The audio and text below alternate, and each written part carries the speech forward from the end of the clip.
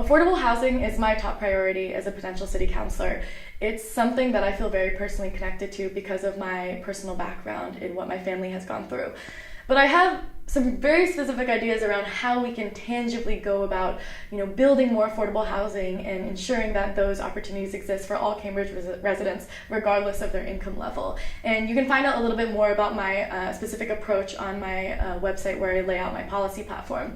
But I right now would like to dig into 3 potential approaches, and that's one, enforcing the 20% inclusionary zoning, especially with new developments. So, in the last few months, people have really started to pay attention to how new developers have to build 20% of the new units to be affordable housing. And I think that that's something that really needs to be protected and really needs to be enforced moving forward, especially as we start to see more developers come in and more new projects start to come up.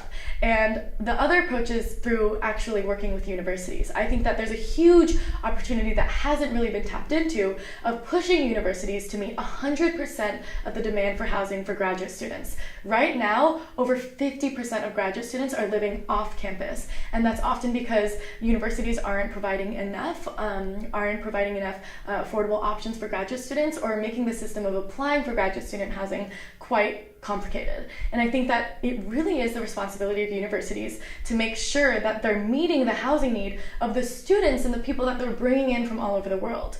And when you actually look at the data, you can see that by pushing the universities to do this, you can open up thousands of housing options, and mostly very affordable housing options that would otherwise go to other Cambridge residents who aren't students and who have jobs here and who are looking to rent or to buy.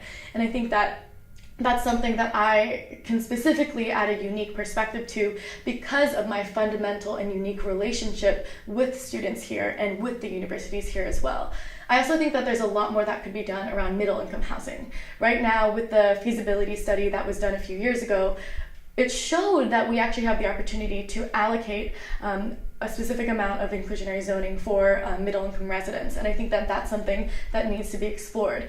Through my canvassing every single day, I often meet people who will tell me about how they don't qualify for affordable housing, but they're still challenged with how expensive it is to live in the city and how expensive their rent is getting. And we are a city without rent control, and if we're going to continue to be without rent control, we have to think about making sure there's housing available for people regardless of their income. And that doesn't just mean the most high income people and the most low income people, but all residents.